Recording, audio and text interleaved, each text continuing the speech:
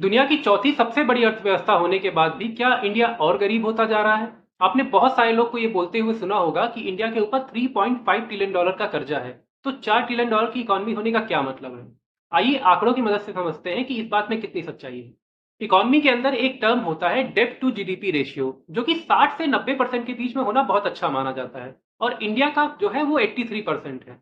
वहीं अगर हम बात करें दुनिया की सबसे बड़ी economy United state of America की, तो उसका फिलहाल जो जीडीपी चल रहा है वो 30 ट्रिलियन डॉलर है, पर उस पे जो कर्जा है वो 35 ट्रिलियन डॉलर का है, जो उसके डेब्ट टू जीडीपी रेशियो को बनाता है 121%। अब हम कहीं से भी ये कह सकते हैं कि अमेरिका एक गरीब देश है।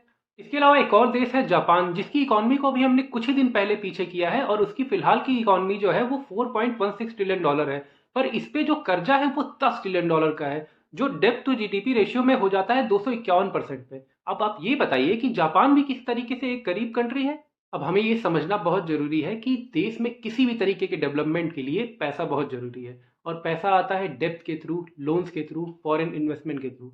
हमें परेशान होने की ज़रूरत तब तक नहीं है जब तक हमारी इकॉनमी सही रास्ते पर है और ये पैसा सही जगह पहुंच रहा है। देखिए, कुछ लोग तो हमेशा रहेंगे जिसे देश की तरक्की से दिक्कत होती रही है और होती रहेगी, पर आपको अपने देश के साथ खड़े रहना है, सवाल पूछने हैं, पर साथ खड़ा रहना है। इसके अलावा स्वस्थ रहिए, सेफ रहिए, मास्क पहनिए, क्योंकि कोरोना के केसेस धीरे धीरे बढ़ रहे हैं। फिलहाल अलार्मिंग रेट नहीं है और ये वेरिएंट भी उतना खतरनाक नहीं है, पर अपनी सेफ्टी अपने हाथ में है।